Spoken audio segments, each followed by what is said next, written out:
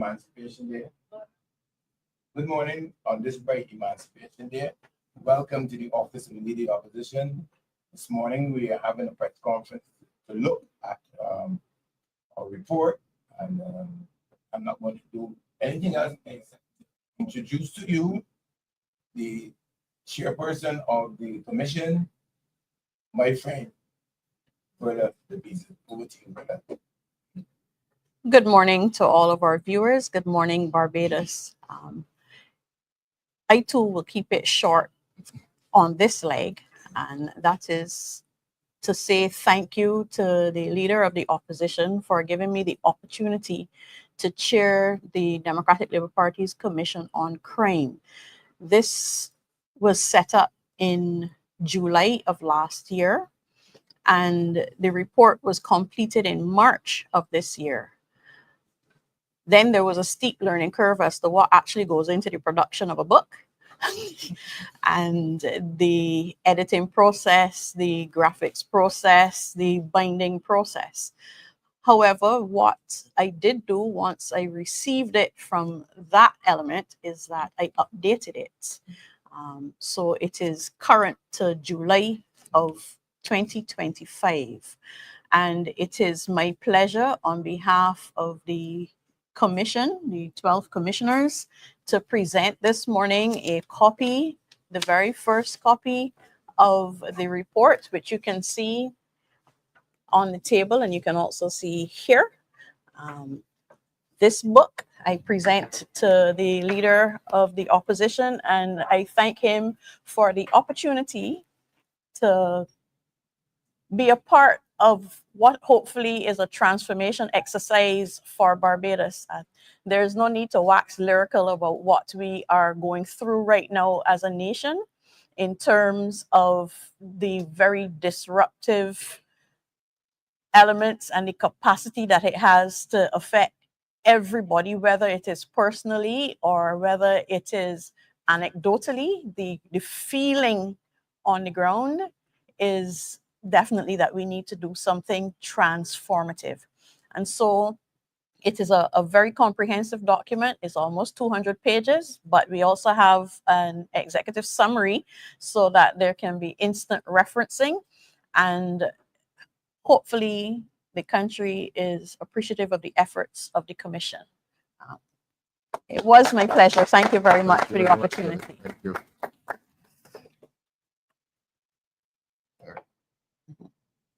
Yes, I will speak later, but first I want the leader of the opposition to speak to his vision in relation to this document, and then we can have a word about the content before we take your questions from the media. Thank you, Verla. As to vision, before we get there, let me express deepest gratitude to you and to all of the commissioners for responding immediately last year. I could not let this moment pass unless I give credit where credit is due. Sometime last year, when crime was raging in Barbados, as it is now, Mr. Hainsley Bang telephoned me and said, look, you have to establish a commission on crime. We cannot let this crime rampage unless we give the citizens of Barbados an opportunity to say how they feel about crime, to establish ourselves as a commission, and to examine crime and to come up with recommendations. All this was happening before the government thought of establishing their own, I think it's called a council, an advisory council to the government on crime. And as we know, that has seen some collapse at the very top, but we're not concerned about the government's council.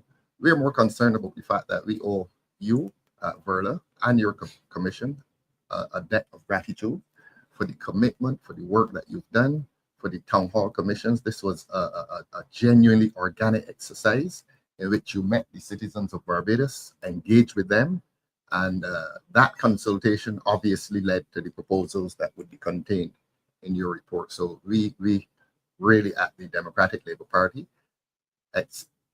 express deepest gratitude to you for this work. And I don't know if I can say anything as to vision at this point, but I want to read the report. I want to read the report.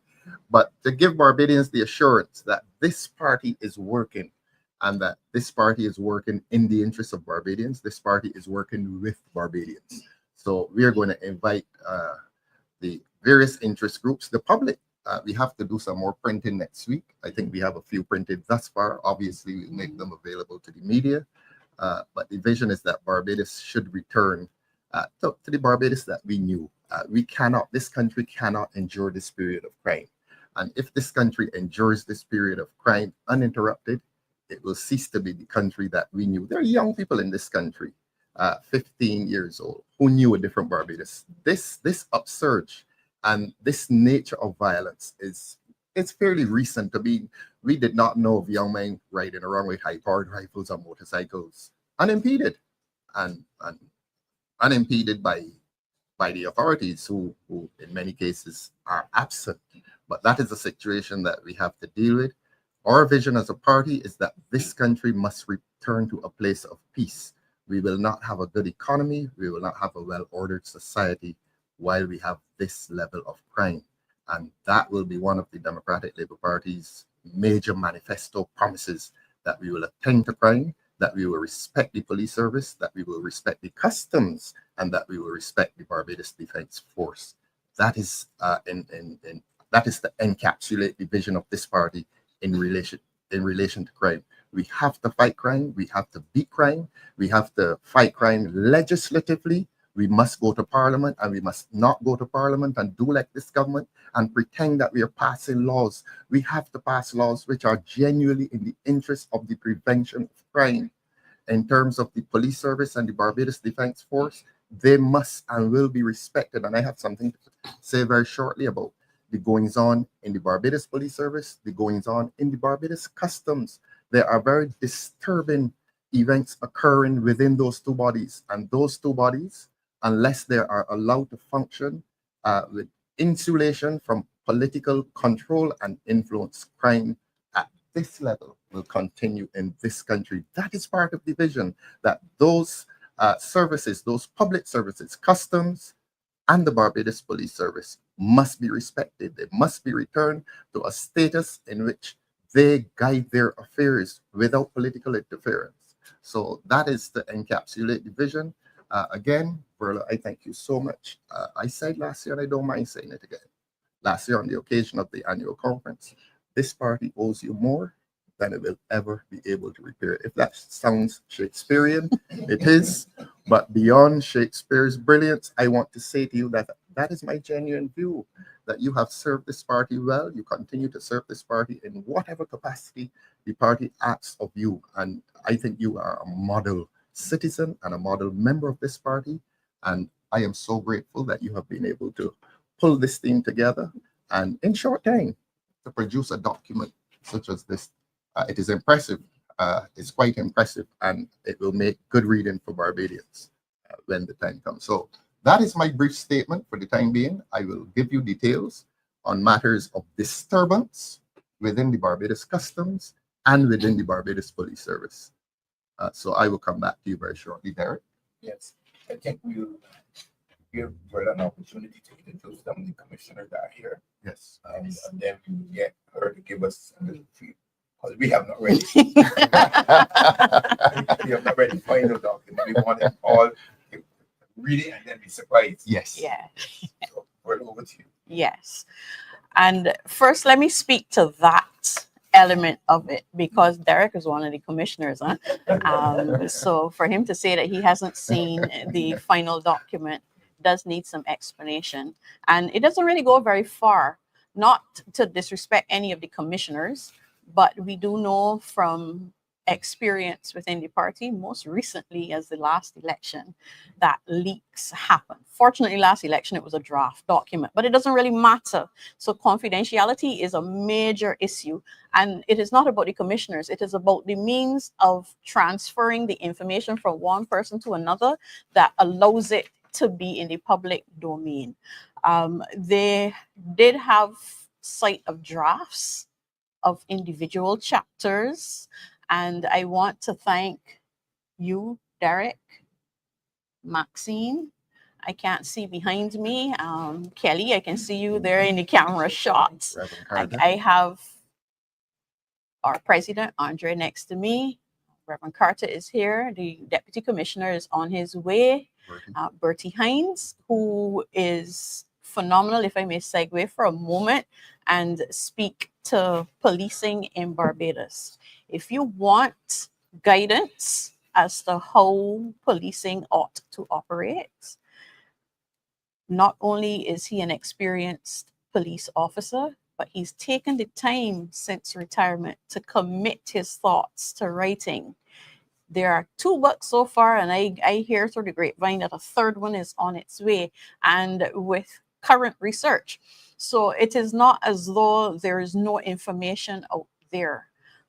The commissioners each had specialties and reported in relation to them. I missed one who is present. As the camera pans out, I'm seeing Shakoni. And you will note that we had a mixture of youth and experience. We also had a mixture of interest groups. What that allowed for was access to information. I noted with interest that the other committee set up by the government, when its chair was demitting office, she spoke of difficulty receiving information from interest groups who were actually represented in her grouping. We didn't have that as a difficulty at all. We had, I would go so far as to say, an effusiveness in terms of reaching out from interest groups. Our issue and our dilemma is in relation to, and we didn't hide it, is in the report, that the reporting from the public, we got a better response when we were one-on-one on the street, which we did. We actually went to the street to speak to regular Barbadians about what they were experiencing, about what they wanted to see, what they expected, what they noted as the deficiencies in governance in Barbados, and how that was translating and being represented by crime on the ground. And what that meant was that our online survey, for me, was undersubscribed. As I noted, though, going through other contemporary works, that is almost a practice. And I do know that when our survey was online, I was getting calls from people saying, why is this asking me for my email address? Is this going to be confidential? And people were actually having a problem with speaking their minds, even though they were reassured that that was a function of Google and not a function of ours, and we don't actually get that information coming back to us. There was still that suspicion that someone was going to be able to find out how they responded. So we actually abandoned that aspect of information gathering because we recognized that we were getting better information and a more fulsome response from people when they were assured of their confidentiality. Now, for me, that speaks to a state of mind and a state of governance in the country. If you do not feel that you can speak your mind in a public forum, that is addressed in the report as well, because you must, in a democracy, be able to speak your mind. However, having said that, I think I can speak for all of the commissioners who were involved in the on-the-ground campaign that that was a fantastic experience. Just having people pour out their hearts about what they are seeing and feeling. And I will speak specifically to some of them. I obviously can't go into all, but the ones that stood out, as we were speaking about crime and understanding that there is an issue. I mean, we start without needing to expand and expound on that because we live in this society. But then to hear what are the triggers for people on the ground, they speak about that infamous telephone call in Deacons. That was a refrain on the ground, as in the minds of Barbadians, there is the perception that that was a signal moment in the history of this country in terms of the exponential growth of crime. That perception is on the street, and that has to be dealt with frontally if it is that we are going to make any significant strides going forward. That is spoken to in the report. They spoke about, and there's an entire chapter called The Untouchables, because there is a feeling that there is a segment of society that is insulated from any repercussions from crime. And they speak to political examples, they speak to social examples. There is that impression, and it is not just a political factor, but it is an economic driver. Also, there is a recognition on the ground that there is a connection between the economy and the society. Now, the Democratic Labour Party has been pilloried for saying that we are more, I beg your pardon, more than an economy, that we are a society. But that is actually a trigger on the ground, that there is this feeling that in paying so much attention to our economic heartbeat, we're watching the graph in relation to our economics, but we are not recognizing that there's a converse reaction socially, and the access to social care. There is a note on the ground that the things that we used to take for granted as provisioned not by the state but provisioned by our taxes are now being paid for. We're paying the taxes on it, but we're also paying a health levy. We're paying at the pump. It is as though there's this frustration that's building up that you're being burdened by the state, and then there's this pushback. But for certain, when we got on the ground, we got information that we never would have received had we remained in the boardroom. And I will say that having Lumumba on the commission was a door opener, because we got all the way. We weren't just on Broad Street, we were in Subtle Street and Nelson Street and getting our information. We went around the country as we did our town hall meetings. Before the town hall meeting and after the town hall meeting, we went into the areas where we were cited. We also had a town hall meeting with the diaspora, because if you're having a conversation about Barbados, you have to recognize that Barbados is beyond the 166 square miles, and that those of our citizens who live outside pay very, very careful attention to what is happening in Barbados. They are also very effusive about the crime situation, and they are very much triggered by what is happening here. So this commission, whilst we recognize that we had a weakness in one area, we were able to pivot and overcompensate by reaching out directly to the people. So we have that immediate information, and then we bolstered it by actual research into what is transpiring in the academic fields in relation to the management of crime. We know that we'll never not have crime, but the intention is to reduce crime as much as possible, so that we then are into a preventative mode as opposed to a knee-jerk response mode. That means that we have to be very nimble in not just our minds, but our feet and our hands as we look to make the correct legislative changes that would allow for us to make those social development changes as well. And then as a third layer, outside of the literature review that we undertook, we also did some case studies, because crime isn't only in Barbados, and there are other countries and other cities that have been very, very successful in their management of crime.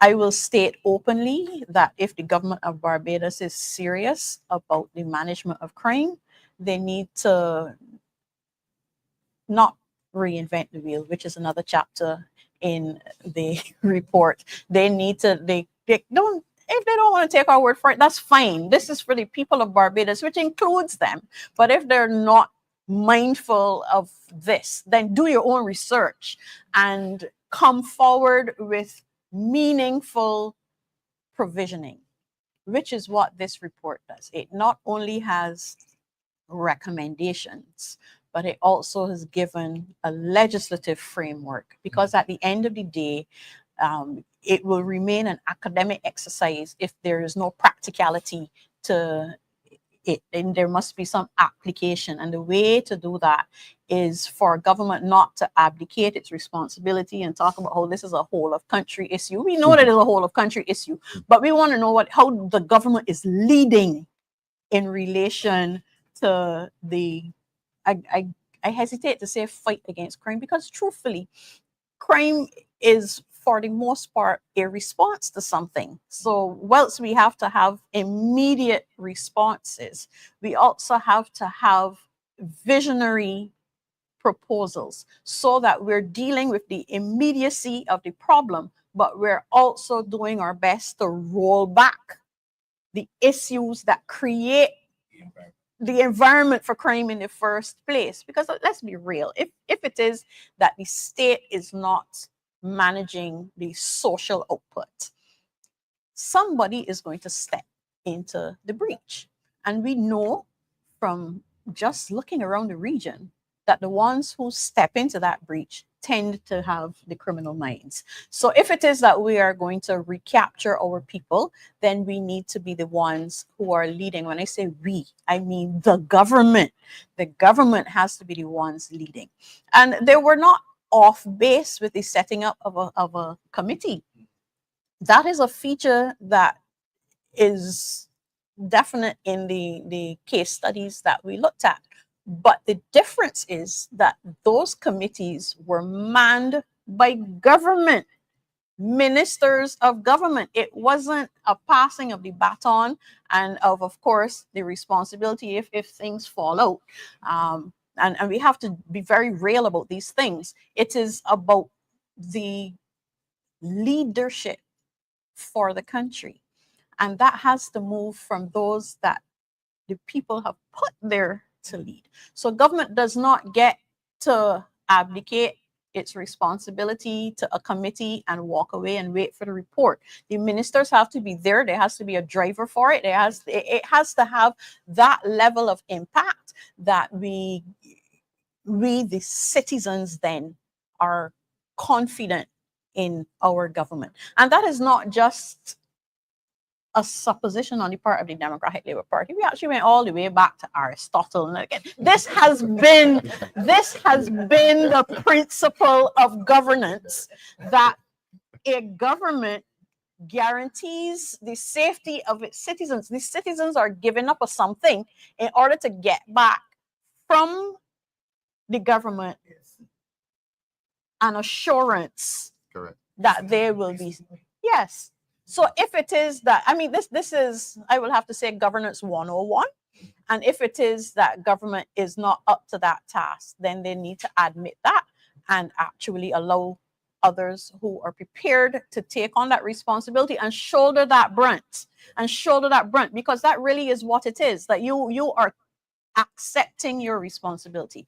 And when we say accept your responsibility for crime prevention, we mean that you set the tone, you put the legislative framework in place, and then you allow those whose mandate it is as agencies of the state to operate freely. So I wouldn't be expecting then a government that has its hand on the crime situation and has put the correct proposals in place, to then feel the need to insert itself in the police force, to insert itself in the management of customs, and to insert itself in the implementation of the laws. They are, as we would say in law, Ralph, functus at the point of putting the legislation in place. So then that answers the people of Barbados who did not like the phone call, okay,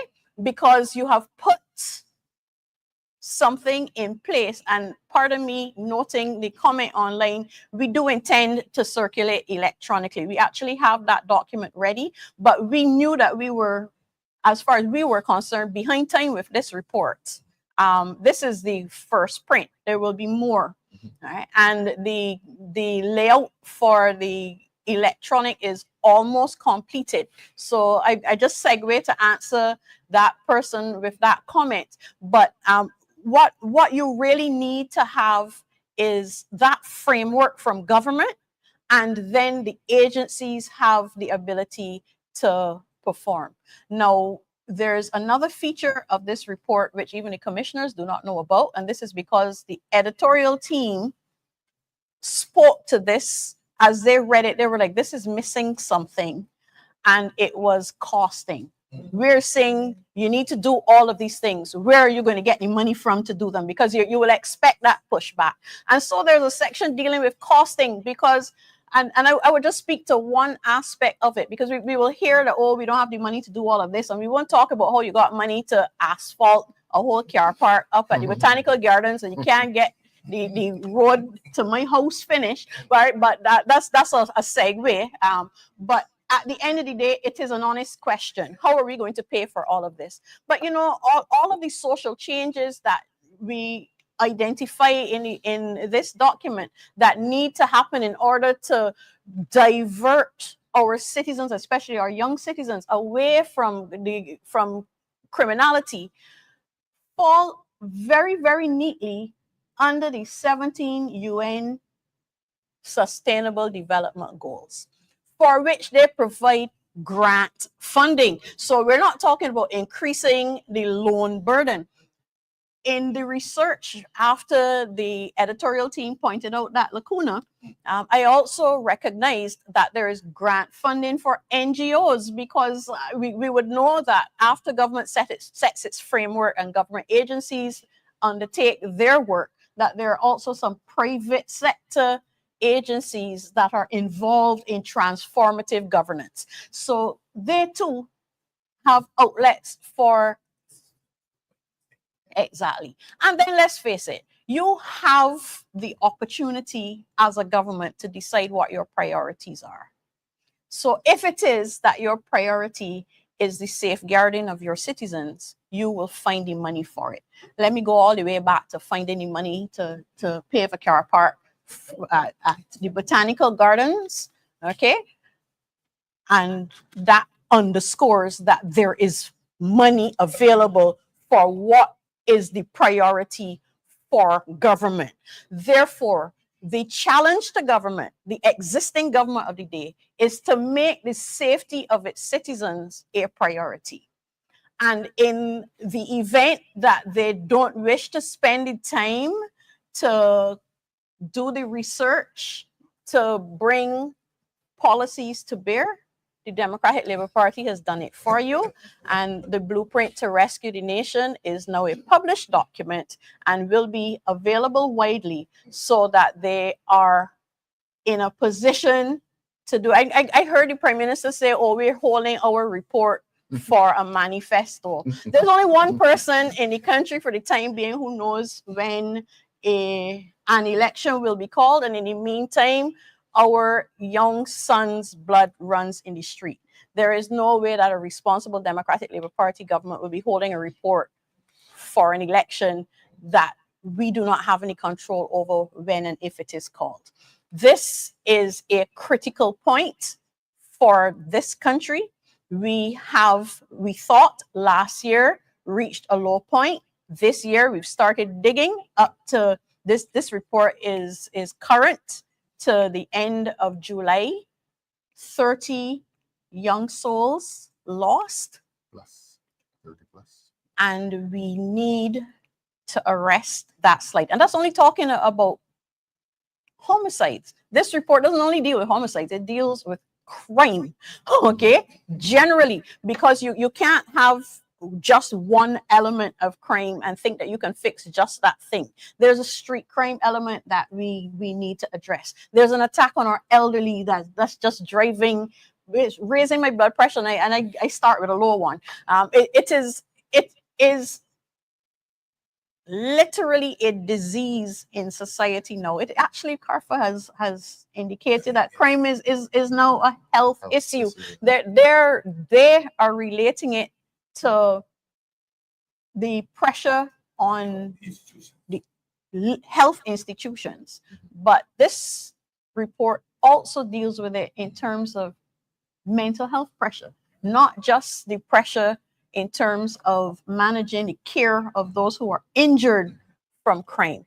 But then we still have the aspect that there is the perception of crime has people staying home.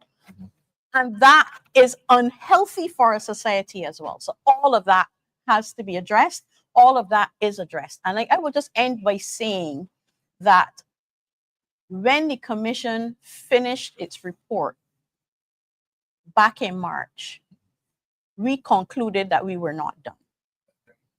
There are aspects that are not covered in this report. And it is because we were pressed for time. We recognized that the country was pressed for solutions, and we wanted to get our response out. We recognized that there was a feeling that we had done the country a disservice by not joining the Prime Minister in her own committee. We find ourselves vindicated given the very stinging critique of the outgoing chair of that body. And we also do believe that as a party, that this document sets a tone. I have to my left the current president of the party, and I have to my right the current leader of the opposition, also from the party. And the challenge to them is to recognize that more documents like this on other topics, because we deal in a glossy fashion with the role that education has to play in the crime fight. We deal in a cursory manner in the role that the court system plays in the fight against crime. We deal in very small measure with the way that the social construct deals with it, because all of these have a role to play. It is a whole of country exercise, not in the way that the Prime Minister is saying it, but that every single ministry of government has to have as a focus the prevention of crime. So this one report couldn't deal with all. And the challenge to them is to find a way to get the information in relation to the party's feeling and thinking on those other aspects fleshed out in some meaningful way. Not me though, I just want to let you know. But in all seriousness, the exercise of governance is always going to be an ongoing one. It can't be a completed document. It is a mission. And the Democratic Labour Party, I'm going to hold some licks for saying we lost our way for a little while, but we are back to make sure that the citizens of Barbados understand that there is a better way to do things, and that we are not afraid of making hard decisions and standing by them. When you read it, I can't let out everything because of time. I noticed a signal or two already, but we don't hold back on ourselves, the critique of ourselves in the report. So you would know that we don't hold back on a critique of the existing government either. And we don't hold back on a critique of society, because if there's one thing that is required in order to rescue our nation, is that we are completely honest about where we are at. We are completely honest about where we wish to be, and that we sit down and make the strides that take us down that road. Thank you.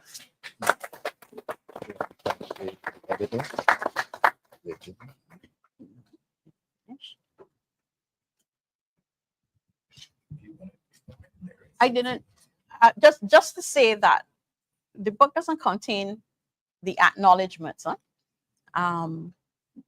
This is a first print. We will get to, I was just being asked about the acknowledgements, but we will get to those. It's a first print, but we will, I am sure there will be a second edition, right? Yeah. The commission does want to continue its work. We really do. Yes. Yes. Okay. All right. Thank you. I just wanted to briefly address two matters pertaining to two agencies of the state, and Verla did hint at it, the police and customs. And I feel vindicated and relieved at Verla's statement that within the public domain, there was anxiety and concern about the infamous telephone call made on that bad Friday, which used to be Good Friday. And that is not mere folklore. That is something that we're instructed actually happened in Barbados. Mhm. And it was the mark of the undermining of the authority of these agencies of state, and in particular, the police service. Now, I want to say something about the police service and government's relationship with the police service, and I'm going to be specific here.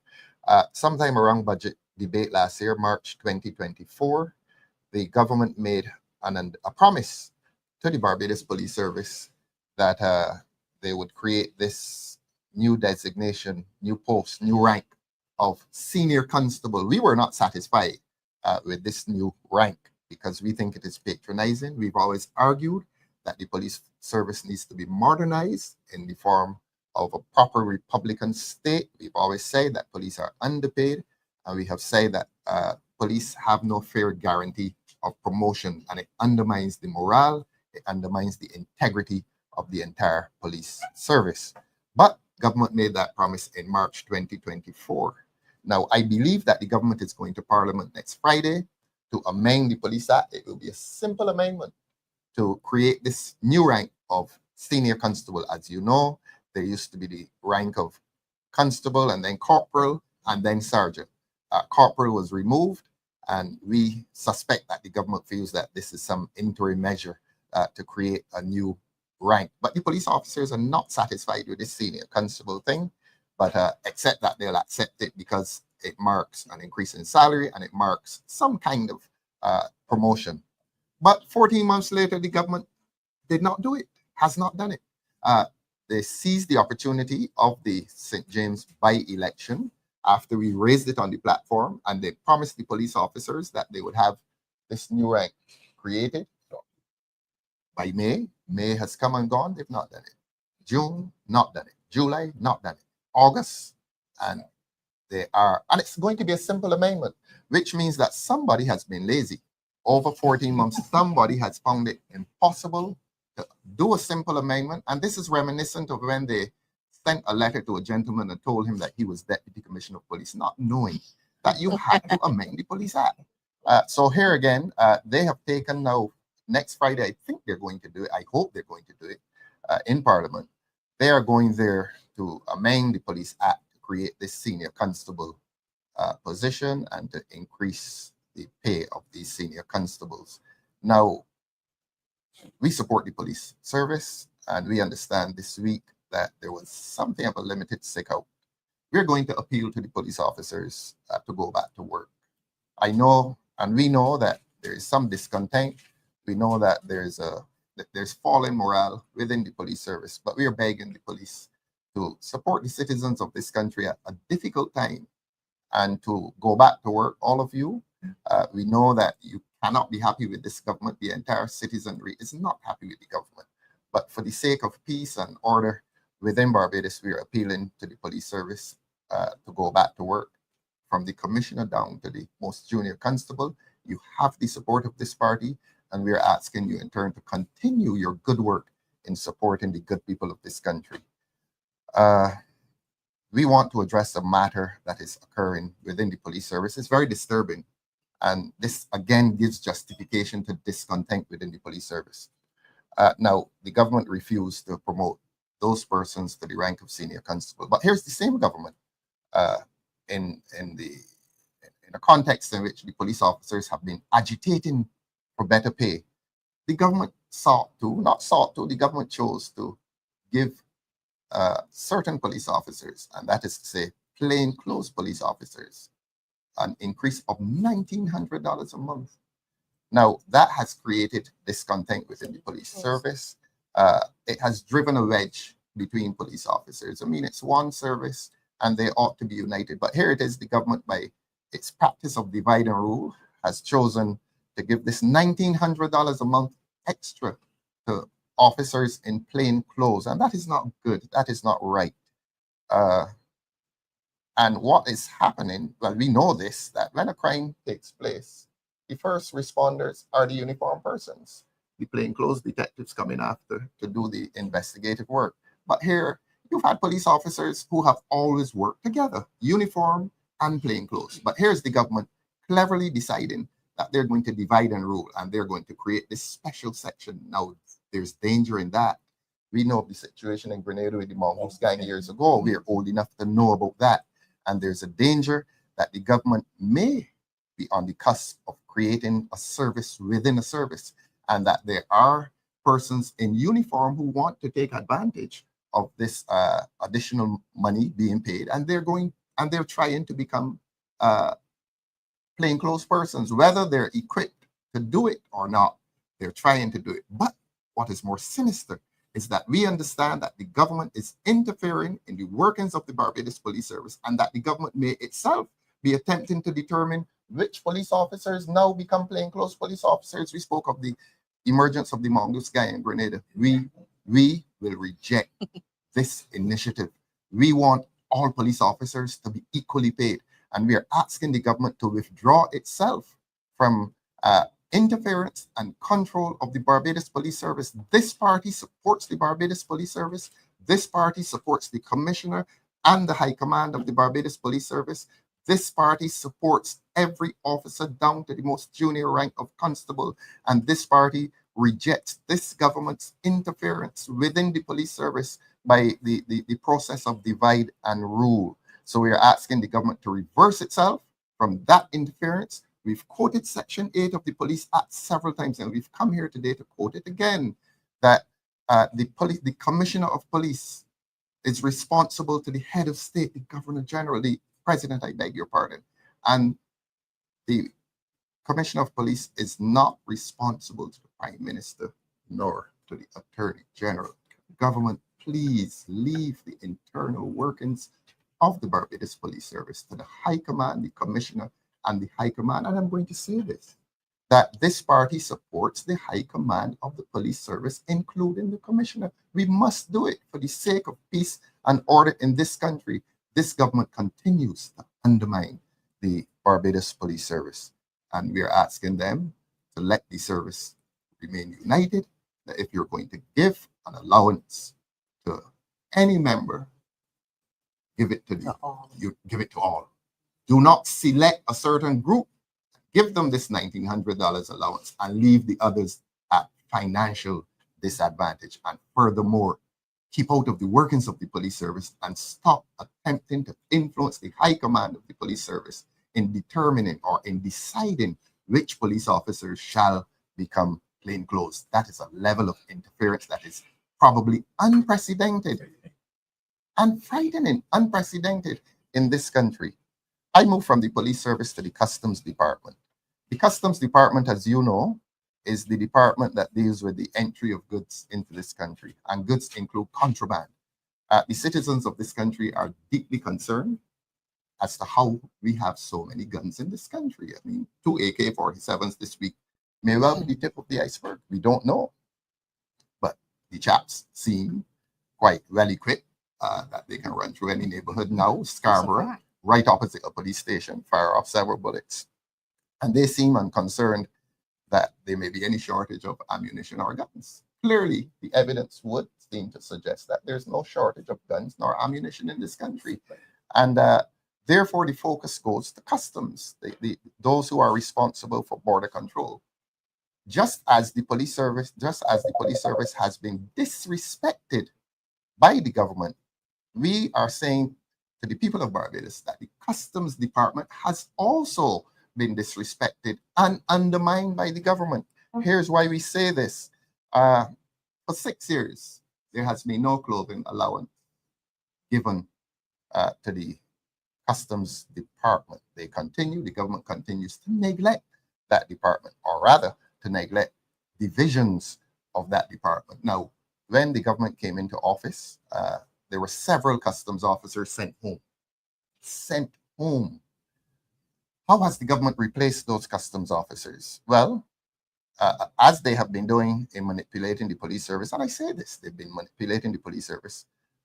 We have information that this government has been actively and directly involved in the selection of customs officers. But beyond that, beyond the selection of customs officers, there's something that is happening in the Barbados Customs Service, and there's something that has happened. I spoke of the context in which a government has sent home several customs officers, undermining the work of an important department. Now, this coincides with several firearms, and ammunition coming into this country. We're not blaming customs officers, but we feel that it is incumbent upon us as a party to give the fullest context as to what is happening in Barbados. They sent home several customs officers. What has the government done? Barbadians, the government has hired a consultant in customs. And I understand that consultant, now there's a control of customs, but the government has hired a consultant. And this may shock you, but we are going to ask the government to confirm whether that consultant in customs, who by the way is not a Barbadian, and it is very interesting that you bring a non-Barbadian into customs to advise the government as to the flow of goods into this country. I'm not reflecting on what he is doing or the nature of what he is doing. I'm just asking the government, if the government is paying him $2,000 per hour as a consultant, I'm asking the government that. Let the government come out and answer the question as to whether there's in spite of the fact that we have a controller and we have over 300 customs officers in this country, is there now present in this country a consultant in customs who is receiving $2,000 per hour? They will answer the question. If it is less, they'll say less. If it is more, they'll say no. They'll say that it is more. But I don't think they can challenge us in our assertion that there is a consultant in the Customs Department. We don't know what he does. We don't know precisely what he does. But what we do know is that last Tuesday, when the iSCUDA system was closed for an entire day, that government lost its revenue for that entire day between 3 a.m. and 3 p.m. And those are the inefficiencies that visit this department while you have this high-paid consultant. Again, we ask the question, is that consultant receiving $2,000 per hour? And is that consultant bypassing the control of customs and reporting directly to Bay Street? We all know who we mean by Bay Street. So those are the questions we ask in relation to two very important departments. We've come here this morning to launch this excellent report from our Crime Commission, and the two state agencies which play a critical role in matters of crime, obviously, is the Police Service and the Customs Department. Government has continued to disrespect and to undermine the morale of those departments. Government has continued to interfere directly in both departments. And then the public will not be surprised that crime is the way it is in Barbados, because these two important agencies of state have now become subject to the control and the influence of government. We've asked this government to pass a new Republican constitution so that power and responsibility is properly defined under the Constitution, so that you will have a police service in which it is clear that it is insulated from the control of the Prime Minister and the Cabinet. They have refused to do that. That is the importance of having a new constitution, so that in this constitutional lacuna, Verla, it means that the prime minister has given unto herself unlimited power. That is what is happening in Barbados. So that when we ask for the passing of a new constitution, we are not speaking formalities, we are not speaking legal technicalities. We are talking about political power and the distribution of political power and the lack of definition as to who has power in this country, and the fact that the police service, the power of the police service has been undermined, not only by a government that is on its own trajectory of terror, but the lack of a constitution means that power and responsibility remains ill-defined in this country. So again, we're asking for that new constitution. They've had 4 years. They're walking around telling the people of this world that we have been a republic for 4 years. And in that space of time, no constitution. And I say it again, we have a Republican constitution only to the extent that the head of state is local. Apart from that, we are still functioning under the traditions of a Westminster constitution. So here it is. We are the only country in the world that has a Republican constitution in form, but a Westminster constitution in substance. And that is where we are. It is not a mere formality. It is about power. It is about the abuse of power. It is about the abuse of power evidence in government's relationship with the police service. It is about the abuse of power now evidence in government's relationship with the Customs Department. Both these agencies of state are being undermined by the government. We've asked the government those questions. We expect answers very, very shortly. People of this country expect answers very shortly. Again, I want to thank you, Verla, and the commissioners for this excellent report. This is my weekend here. This is my weekend. So thanks again to you, Verla, and to all the commissioners. And thanks to the media for having attended on this Emancipation Day. And we say to Barbadians, happy Emancipation Day. Thank you very much.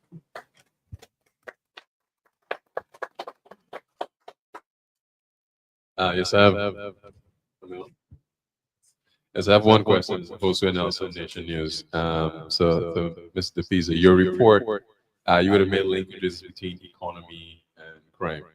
And looking at, certain projects that have been approved and are still on the way, which is the Frexham Bank in Gemmis Lane. You have the Pier Head.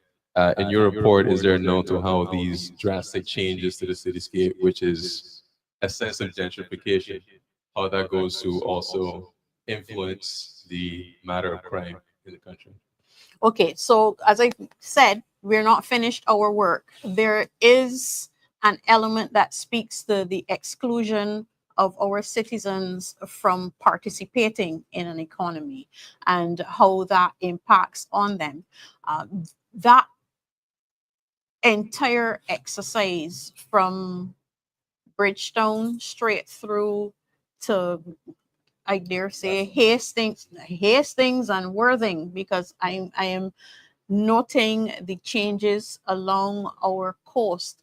And then as we head west, stretching all the way down to Six Men's, has the potential to exclude ordinary Barbadians.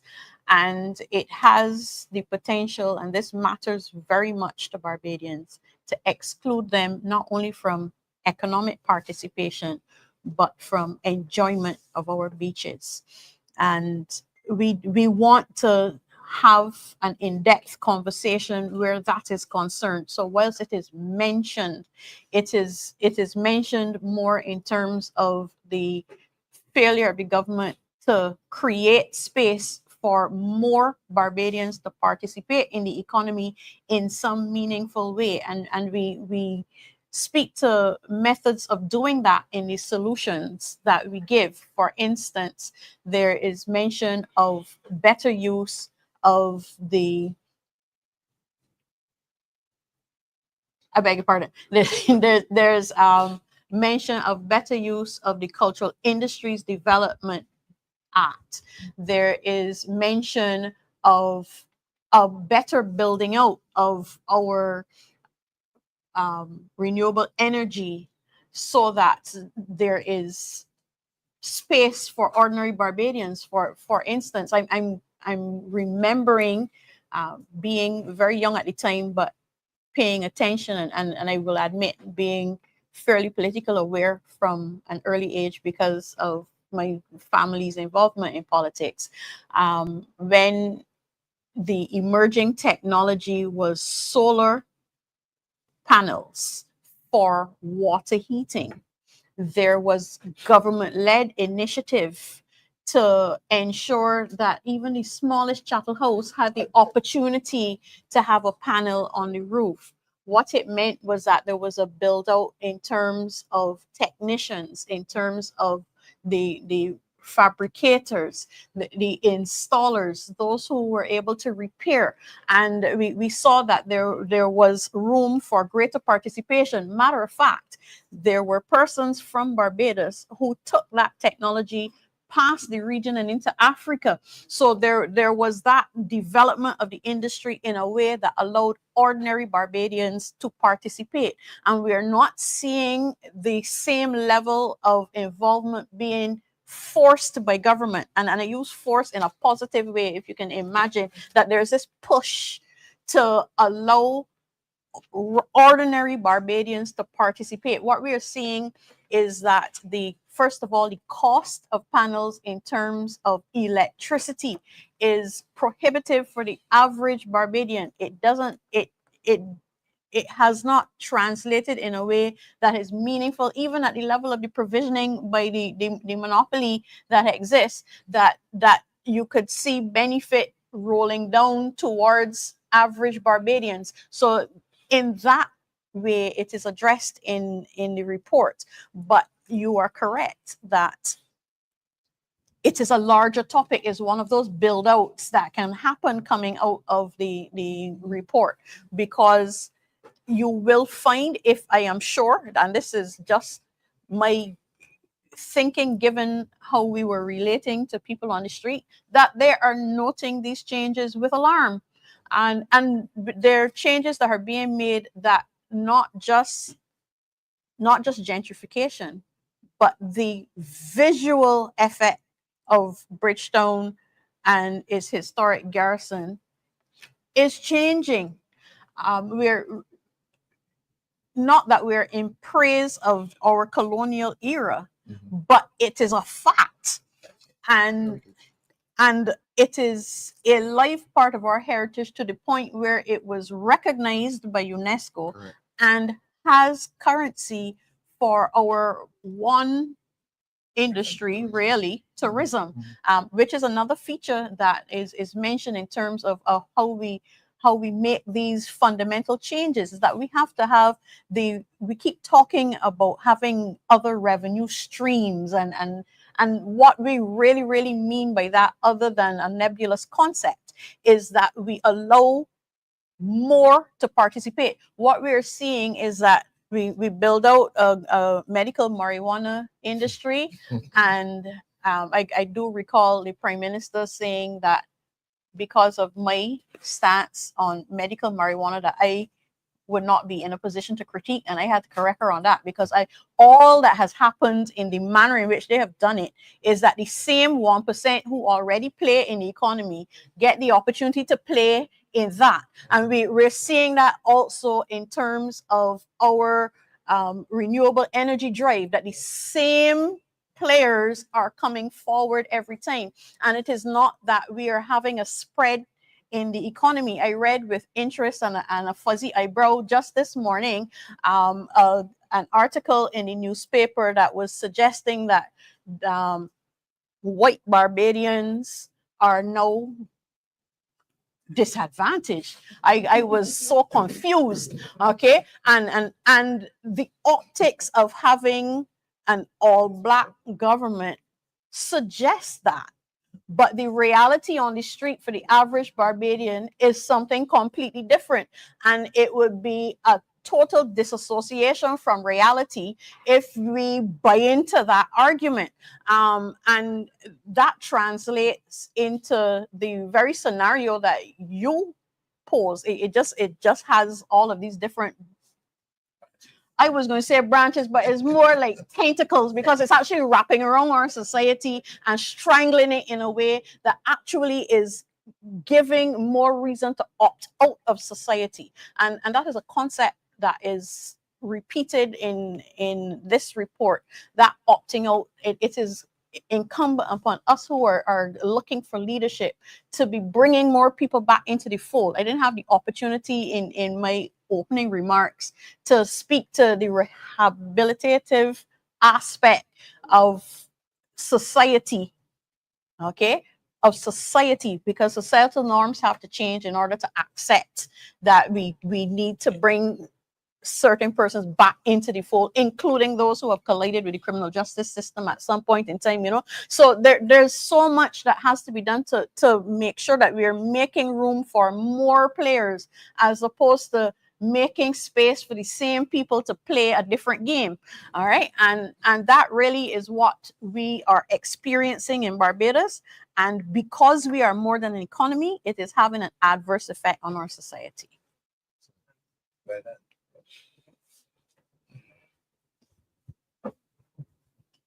Tanisha Royal, Startup Network. The first question to go to Mr. Thorne. Guns and ammunition are coming to the island. As you said, there's no shortage. Do you believe that workers and immigration authorities and customs officers at the airport should be required to take mandatory lie detector tests? And my second question is to Mr. Peiza. Where can the average Barbadian get the report, and is there a cost attached to it? As I understand it, a lie detector test proves nothing. It is, it has no evidential value in court, for one. For good reason. For good reason. Yeah. And therefore, the use of the word mandatory, no worker in this country, as far as I'm aware, can be mandated, that is forced to take a lie detector test when it has no evidential value, when it proves nothing, except that he may be nervous while he's answering the questions. Yeah, so lie detector tests don't prove anything. And I am going to advise the workers, as I did earlier this week, that they can reject any attempt to force a lie detector test on them. It proves nothing. Permit me, first of all, I am very pleased to put a face to a name. I hear your name all the time, and I believe this is the first time I'm actually laying eyes on you. So, but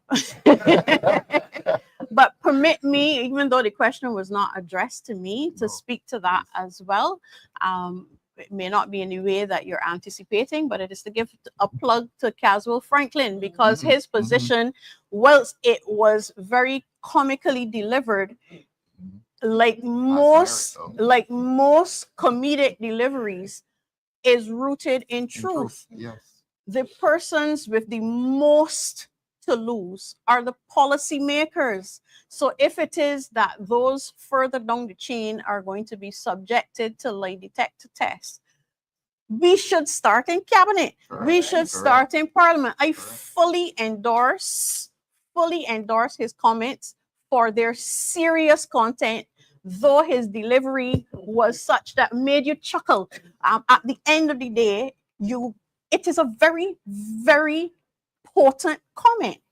And I know that's probably not the angle that you were expecting me to go in, but that comes from my heart. In relation to the question that was directed to me, if you could repeat it, please, because I don't want to segue. I want.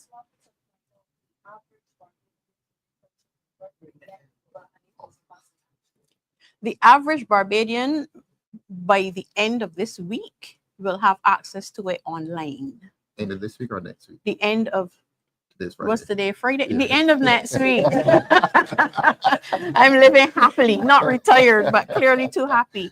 Yes, by the end of next week. Online? And it is free. Yes, it is absolutely free. And you do it online? Yeah. The online version is almost completed. We just want to make sure that it rolls correctly. And we deliberately went to print first. The comment that I opened with in terms of leaks. So we deliberately went to print first, and we now will pay attention to getting that aspect of it out there. I also throw a challenge to whomsoever in the party is responsible for our IT, that it is a substantial document of 200 pages. Even the summary is of some length, but digestible bites need to be extracted in a manner that social media would accept, so that the public consumption of this document is at its widest. And for certain, the invitation of critique, because we don't believe that we know it all, and the invitation to engage is definitely open. It's free. But for the person that is not technically savvy, you guys will not be collaborating any school that just working. Okay, that part is above my pay grade, and my pay was free. But the persons who are responsible for hearing you on that are seated at the table with me, and hopefully they will take that on board as the first official critique. Mr. Rockdale, Yes. we will ensure that this reaches even secondary school children in this form. We are not going to be stingy with money and deprive the little children of this country of reading this, because crime is affecting them more than most of us. They can't go outside and play. We used to go outside and play. So we're going to ensure that they see this and invest in a safe society. In hard copy. We're going to ensure that in that- hard that copy, happens. and also the truncated version. I think there is some merit in extracting the executive summary and binding that separately. Good morning. Good morning. Good to be here and just to commend the commission on completing the work. I remember when it started, and just to see a beautiful book here and the hearing of the contents is wonderful. I'm wondering, you talked a lot about gathering information from the streets, etc. I wondered what's the demographic?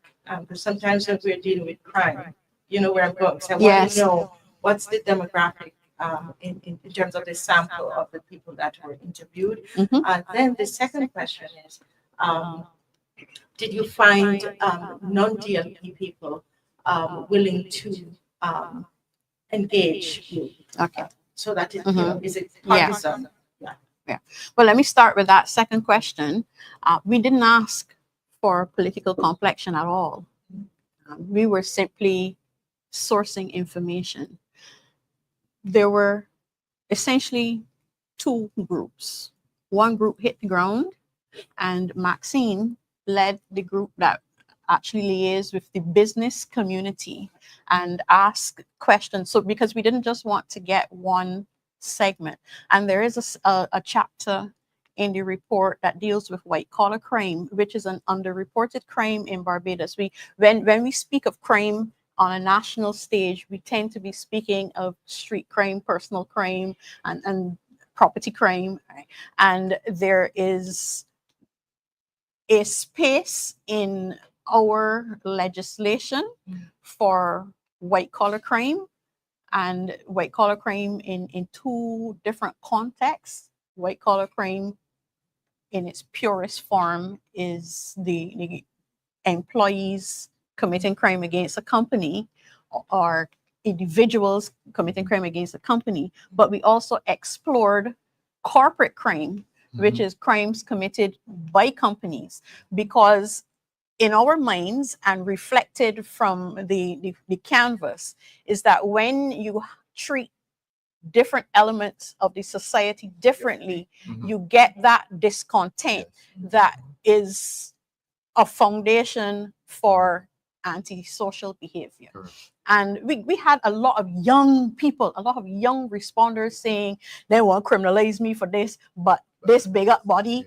don't get catch. And the very, very potent statement that the boys who are and I say that without being sexist because we can see the CCTV footage. The boys who are engaging in the gunplay on the street can't afford a gun. So I can't afford to import one either. So there is the perfect understanding without any evidence that there must be some higher player who is involved in that and in gun crime at that level, who for the time being is passing unnoticed. So the report deals with that, and the conclusion is that we have to deal with all crime frontally if it is that we are to be respected in our efforts to prevent crime. Because if we're constantly concentrating on one particular type of crime, that segment of society is dissatisfied because they feel as though others are getting away with it. I mean, if you steal a ham from a supermarket, and if you steal $12,000 by siphoning it off from a company or from someone's bank account, you've stolen. So to be treated differently is actually felt on the street to be a to Barbados situation, and that it is seen as one of the drivers for antisocial behavior, because it's seen as though society is not responding to what you think is important, but it is responding to what this other segment of society deems to be important. Just one more question. I would assume that there are recommendations, because I heard you said a few, Yes. in the report. Is this just for the government, or is this for, where someone who reads the report to be able to see, find recommendations in there, just for society? And also, I want to ask the DLP that while you are not in government, do we have recommendations there that you as a party or as other opposition parties, as they're in waiting, can be part of the solution? Okay, so the title Blueprint to Rescue a Nation is not a happenstance. It actually contains information for individuals. It contains individual information for government, clearly, and also, as I mentioned earlier, for NGOs, for groups, because there are roles for each to play. There is a critique of the church in this document, and the role that they used to play, the role that they can play, but with firm recognition of the fact that we are less of a religious society now than we were before, and other ways in which moral training can be expounded. So there, even though we don't get into the education transformation, because we did believe that that is a role for a different commission, there is a recommendation that we have those soft skills taught in schools, that we return to civics and things of that nature, but without burdening the teachers. So we would want that there is a provisioning in schools for not just guidance counselors, but social workers in general. And, I know social workers who are working as cashiers. So there is a recommendation as well that governmental policy needs to be shaped in conjunction with the University of the West Indies, so that their offerings are married with national need, so that we can fill positions that are required for nation building. And Ralph touched on it, so I could as well mention it, that one of the recommendations is, if your consultants can't show that they have a right to have a hand in the public purse, then that money needs to be diverted to actual Workers. Thank you. We have to be very direct and upfront. The time, and both administrations have used consultants. The time for consultants simply as a means of rewarding patronage has to end. I do believe that there is a role for consultants. I also believe that since you are getting something from the public purse, you need to report to the public. Correct. So every consultant, every 3 months, every 6 months, every 4 months, whatever is the time frame, Right. should be issuing some report that said this is how I can substantiate the fact that I get paid. Okay. And to the country, you know, because whilst they are functionaries of government, We pay the them. government remains the servant of the people. Right. So let them justify their existence, or let's divert the funds in another way to ensure that the society is benefiting. Thing provides the answer to Marcy's Yes, question. the conclusion is chapter 10, Blueprint to Rescue a Nation. It Page is the 77. title and it is the conclusion. All right. And the subtitle is Where We Want to Be and How to Get There, which is how I started by saying we have to have that roadmap. We have to know, and blueprint is not by chance. This is how we build buildings. We don't just throw it up in the air. We start by having drawings that take note of the lay of the land and the requirements of the client, and we draw it out. And it remains a blueprint because if ever a pipe bursts, you need to know where it is. So you know you have a blueprint. You know what it is that you want to achieve, but it remains a document that is malleable, that you can, as things change, work with it. We have any media today? There's a box over there.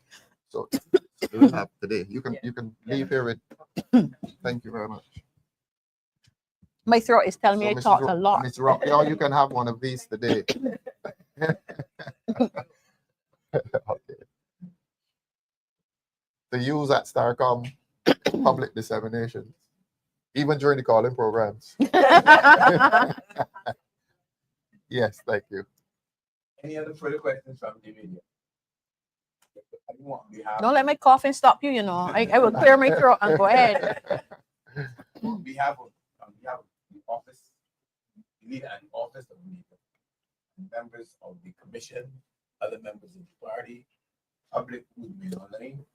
Thank all of you for engaging us today. I think that the party has demonstrated that it is been working. And I think hopefully it's reading the document and getting some new things done.